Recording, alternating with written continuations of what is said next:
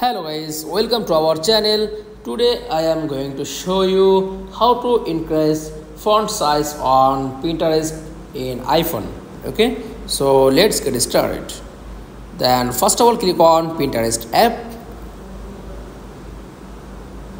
Okay, then sign up. Okay, your text size.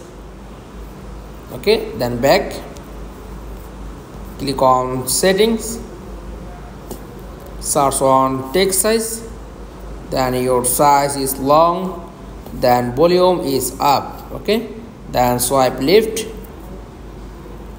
then short. Okay, then check Pinterest text.